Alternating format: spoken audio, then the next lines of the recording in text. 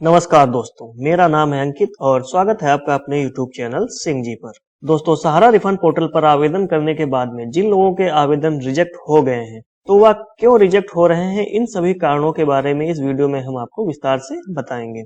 जैसा कि आप स्क्रीन पर देख पा रहे होंगे, यहाँ पर 1 से लेकर के नीचे टोटल ये 23 मुख्य कारण है जो सहारा इंडिया के द्वारा आपके आवेदन को रिजेक्ट करते समय उस पीडीएफ में दिखाया जा रहा है। तो हम एक एक करके सभी मुख्य कारणों के बारे में बात करेंगे ताकि आपको आसानी से समझ में आए कि यदि आपका आवेदन रिजेक्ट हुआ है तो वह क्यों हुआ है। इससे पहले अगर आप हमारे चैनल पे नए हैं तो चैनल को सब्सक्राइब करें और बेल आइकन को दबाना न भूलें, क्योंकि इस पर सहारा इंडिया से रिलेटेड डेली अपडेट आती रहती है। तो आइए आपको उन सभी मुख्य कारणों के बारे में विस्तार से बताते हैं। जैसा कि आप स्क्रीन पर देख पा रहे होंगे, इधर ये इंग्लिश में लिखा हुआ है और सेम ये हिंदी में लिखा हुआ है। तो आपको जिस लैंग्वेज में समझने में आसानी हो आप उससे समझ सकते हैं। जैसा कि आप पहले नंबर पर देख पा रहे होंगे, दावे में जमाकर्ता द्वारा दर्ज की गई राशि सोसाइटी रिकॉर्ड में जमा राशि से मेल नहीं खाती है। दावा राशि जमा राशि से अधिक या कम या उसके बराबर है। इसका मतलब है कि जो आपने आवेदन करते समय जो उसमें अमाउंट फिल किया था डिपॉजिट अमाउंट का, वो आपने कोई दूसरा अमाउंट डाल दिया है, या तो आपने मेच्योरिटी अमाउंट डाल दिया है, मतलब आपके खाते में जितना पैसा जमा था आपने वो अमाउंट न डाल करके कोई दूसरा अमाउंट डाल दिया है, तो इसलिए आपका आवेदन रिजेक्ट हुआ है। इसके बाद आप यहाँ नीचे देखिए सेकंड नंबर पर देख पा रहे होंगे, यदि मुख्यालय के डेटा में पासबुक नंबर, सर्टिफिकेट नंबर दोनों फील्ड में सर्टिफिकेट संख्या 0 आती है एवं सीआरसीएस की साइट पर पंच सर्टिफिकेट नंबर एवं संलग्न सर्टिफिकेट नंबर मैच कर रहा है एवं सर्टिफिकेट पर उपलब्ध विवरण मुख्यालय के डेटा से मैच कर रहा है। यहाँ पर यह मतलब है कि स्टार्टिंग में ये होता था कि पासबुक नंबर और सर्टिफिकेट ये अनिवार्य नहीं थे, तो कुछ लोगों ने वो सर्टिफिकेट नंबर और पासबुक नंबर नहीं डाले थे, जिसकी वजह से उनका यह आवेदन रिजेक्ट कर दिया गया है। इसके नीचे आप आएंगे, यहाँ पर 3 नंबर पर देख पा रहे होंगे, अटैच सर्टिफिकेट नंबर मुख्यालय के मास्टर डेटा के साथ किसी एक फील्ड से मैच कर रहा है। इसका मतलब यहाँ पर यह है कि जो आपने सर्टिफिकेट की कॉपी उसमें अटैच की है, उसमें केवल एक ही डिटेल मैच हो रही है, बाकी डिटेल आपकी मैच नहीं हो रही है, तो इसलिए आपके आवेदन को रिजेक्ट किया गया है। इसके नीचे आप देखेंगे ये 4 नंबर पे जो रीजन है, यहाँ देखिए दायरे से बाहर खाता, सीआरसीएस पोर्टल पर खाता डंप, सदस्य डंप में कोई डेटा नहीं मिला। इसका मतलब है कि आपने जिस अकाउंट नंबर के लिए आवेदन किया है वह उनके रिकॉर्ड में कहीं भी नहीं मिल रहा है। या तो आपने गलत अकाउंट नंबर डाल दिया है, या तो आपका अकाउंट वो क्लोज हो चुका है, या तो उसका भुगतान पहले ही हो चुका है, इसलिए आपका आवेदन रिजेक्ट किया गया है। इसके नीचे आप देखेंगे 5वें नंबर पर यहाँ अमान्य खाता संख्या, सीआरसीएस पोर्टल पर खाता डंप, सदस्य डंप में कोई डेटा नहीं मिला। ये भी सेम 4 नंबर और 5 नंबर कारण है, वह लगभग सेम है। यहाँ पर यह है कि आपने डिजिट भरने में, मतलब जो आपने अकाउंट नंबर भरा हुआ है उसमें कोई डिजिट में मिस्टेक हो गई है, जिसकी वजह से वो डेटा मिसमैच हो रहा है, जिसकी वजह से आपका आवेदन रिजेक्ट किया गया है। इसके बाद आप यहाँ पर देख पा रहे होंगे 6 नंबर पर है, ये सदस्य आईडी और खाता संख्या नंबर 2 अलग अलग व्यक्ति का है। सदस्य संख्या मेल नहीं खा रही है और लाल रंग में दिखाई दे रही है। इसका मतलब यह है कि जो आपने आवेदन करते समय जो सदस्य संख्या, यहाँ पर आप समझेंगे जो मेंबरशिप नंबर आपने डाला है और जो अकाउंट नंबर डाला है वह दोनों अलग अलग व्यक्तियों का है। मतलब जब आपने आवेदन किया था तो हो सकता है उसमें आपने अलग स्कीम का, मतलब जैसे आप क्रेडिट का आवेदन कर रहे हैं तो आपने क्रेडिट वाले में कोई अन्य स्कीम का जो मेंबरशिप नंबर हो वो डाल दिया हो और अकाउंट नंबर क्रेडिट का डाल दिया हो, मतलब कि सोसाइटी में आपने जो अकाउंट नंबर और मेंबरशिप आईडी भरी है वह गलत भर दी है, इसकी वजह से आपका आवेदन रिजेक्ट हुआ है। इसके बाद यहाँ नीचे आप देख पा रहे होंगे 7वें नंबर पर है, दावा प्रपत्र के हस्ताक्षर खाता खोलने के प्रपत्र सदस्यता प्रपत्र की छवि से मेल नहीं खाते। 7 नंबर का जो कारण है वह अधिकांश आवेदन के रिजेक्ट करने का मुख्य कारण है, क्योंकि यहाँ पर देखिए इसमें बताया गया है कि आपके हस्ताक्षर नहीं मैच कर रहे हैं। स्टार्टिंग में जिन लोगों ने आवेदन किया था उन लोगों को नहीं पता था कि जब उनका खाता खुला था तो कौन से हस्ताक्षर थे, तो उन लोगों ने ऐसे ही हस्ताक्षर कर दिए हैं। अब लेकिन जब वहां मुख्यालय में जो आपके हस्ताक्षर उससे मिलाए जा रहे हैं तो वह मैच नहीं कर रहे हैं, जिसके कारण अधिकांश लोगों के आवेदन रिजेक्ट किए जा रहे हैं। तो यहाँ पर एक ये मेन मुद्दा बन सकता है कि हस्ताक्षर जो है वह सही होने चाहिए, जबकि सहारा रिफंड पोर्टल पर ऐसा कहीं भी कुछ नहीं दिखाया गया है कि आपके हस्ताक्षर जो आपने स्टार्टिंग में खाता खोलते समय किए थे वह मैच होने चाहिए। जब आप आधार कार्ड से आवेदन करवा रहे हैं तो फिर उसमें हस्ताक्षर लेने की जरूरत क्या है।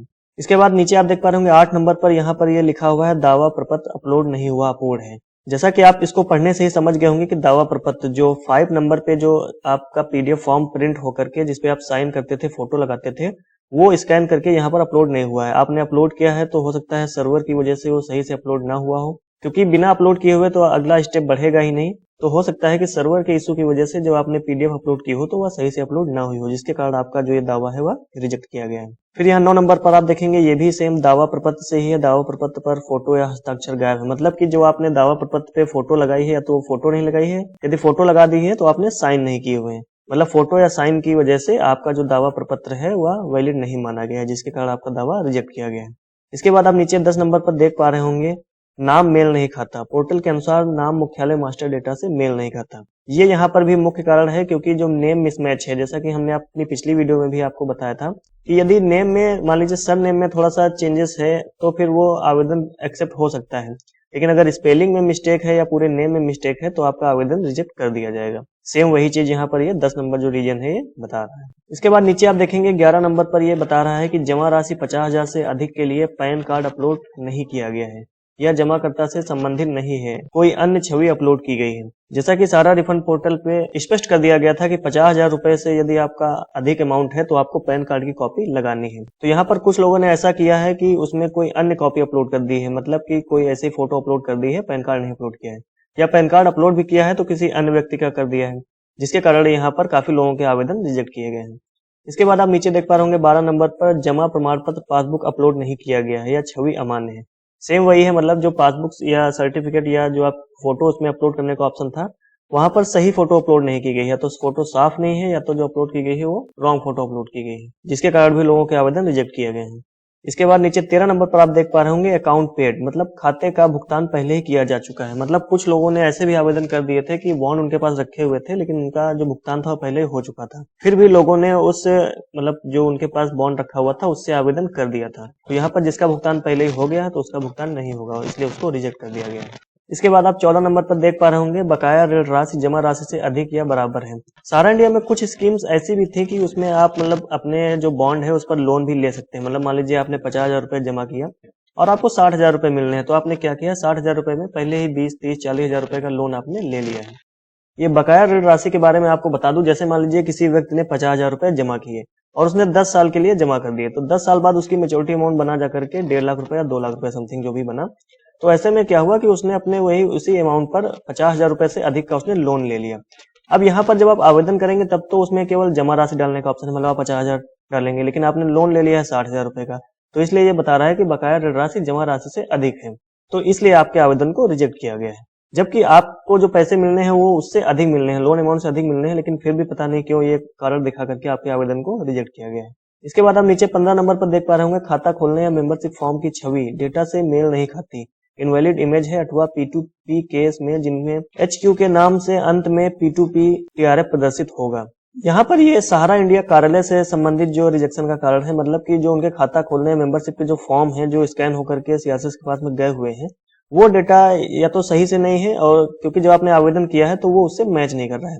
और जो यहाँ पर P2P लिखा है ये मतलब पर्सन टू पर्सन जो केस ट्रांसफर होते थे, अकाउंट ट्रांसफर होते थे, उसके बारे में इसने बताया है। मतलब कि जो आपने डिटेल फिल की है और जो उनके पास में फॉर्म पहुंचा है उसकी डिटेल मैच नहीं हो रही, इसलिए आपके आवेदन को रिजेक्ट किया गया है। इसके बाद आप नीचे 16 नंबर पर देख पा रहे होंगे खाता खोलने के फॉर्म, मेंबरशिप फॉर्म, दोनों फॉर्म की छवि उपलब्ध नहीं है।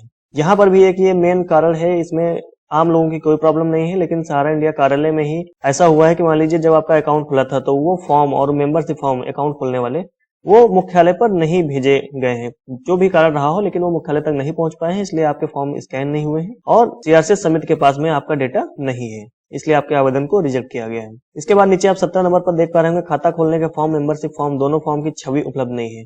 मतलब कि ये और ये कारण दोनों सेम कारण है, ये 2 बार इसमें टाइप कर दिया गया है, बाकी 16 नंबर कारण और 17 नंबर सेम है।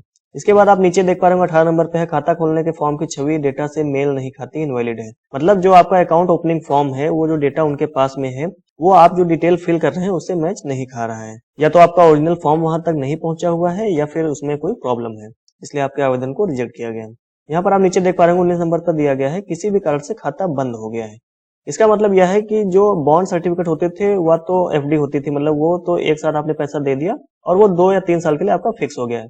लेकिन ये समस्या डेली और मंथली के खातों में आ रही है। मान लीजिए आपने 5 साल का खाता खुलवाया कि हम मंथली 1,000 रुपए देंगे, लेकिन आपने केवल 2 महीने, 4 महीने, 6 महीने, 10 महीने दे करके उसको बंद कर दिया, तो इसलिए बता रहा है कि आपका जो खाता है वह बंद हो चुका है, इसलिए आपके आवेदन को रिजेक्ट किया गया है। इसके बाद आप नीचे यहाँ 20 नंबर पर देख पा रहे होंगे संलग्न जमा प्रमाण पत्र मास्टर डेटा में मौजूद किसी एक प्रमाण पत्र संख्या से मेल नहीं खाता है। यहाँ पर इसका मतलब है कि जो आपने सर्टिफिकेट जो लगाया हुआ था या सर्टिफिकेट नंबर जो डाला हुआ है वो जो मुख्यालय में डेटा है उसके डेटा के अनुसार मैच नहीं कर रहा है। उसके हो सकता है जो आपने सर्टिफिकेट नंबर फिल किया है उसमें कोई मिस्टेक हो जिसकी वजह से यह रिजेक्ट किया गया है। यहाँ 21 नंबर पर आप देख पा रहे होंगे खातों का डुप्लीकेट दावा, मतलब कि जो आपके पास बॉन्ड या सर्टिफिकेट जो भी था, आपने जब उसका आवेदन किया तो आपने उसके एक या एक से अधिक जो दावे थे वह ऐड कर दिए, जिसकी वजह से आपके दोनों दावे रिजेक्ट कर दिए गए हैं। इसके बाद आप नीचे देखेंगे 22 नंबर पर है सीआरसीएस के अनुसार नाम खाता खोलने वाले फॉर्म के नाम से भिन्न है, लेकिन सीआरसीएस के अनुसार नाम मुख्यालय मास्टर डेटा के साथ मेल खाता है और खाता फॉर्म के अन्य विवरण मुख्यालय डेटा के साथ मेल खाते हैं। उदाहरण के लिए देखिए ये दिया गया है खाता नंबर आदि। इसका कहने का मतलब है कि जो आपका अकाउंट ओपनिंग फॉर्म है, जो आपने खाता खुलवाया था, उसमें जो नाम है और जो आपके पास बॉन्ड या सर्टिफिकेट जिससे आपने आवेदन किया है उसमें नाम मिसमैच है, बाकी अन्य डेटा जो है वह मेल खा रहा है। तो ऐसे में भी आपके आवेदन को रिजेक्ट किया गया है। नीचे देखते हैं यहाँ 23 नंबर पर और लास्ट आप ये जो कारण है इसके बारे में देखेंगे। खाता खोलने के फॉर्म मेंबरशिप फॉर्म में हस्ताक्षर मौजूद नहीं है। ये कह रहा है कि जब आपने अपना खाता खुलवाया था तो जो आपने मेंबरशिप फॉर्म होता है या जो खाता खोलने का फॉर्म होता है उसमें आपने साइन नहीं किए हैं, मतलब बिना साइन के ही वो आपका खाता खुला हुआ था। तो ऐसे में जो सीआरसीएस समिति है उसको तो यही लगेगा कि आपने जब साइन किए ही नहीं तो आपका खाता कैसे खुल गया। तो यहाँ पर एक ये मेन वजह है रिजेक्ट करने की, इसलिए आपके आवेदन को रिजेक्ट किया गया है। दोस्तों आज हमने टोटल 1 से लेकर के 23 मुख्य कारणों के बारे में बात की। यदि आपका भी आवेदन रिजेक्ट हुआ है तो आप कमेंट करके जरूर बताएं। दोस्तों इन सभी कारणों में से जो मुख्य कारण है जिनके कारण अधिकांश जो आवेदन है वह रिजेक्ट हो रहे हैं, उनका कैसे समाधान किया जाए, उस प्रॉब्लम को कैसे सॉल्व किया जाए, इस बारे में हम अगली नेक्स्ट वीडियो बनाएंगे। तो इसलिए आप हमारे चैनल को जरूर सब्सक्राइब करें ताकि नई नई अपडेट आपको मिलती रहे। मिलते हैं एक नई वीडियो में। जय हिंद।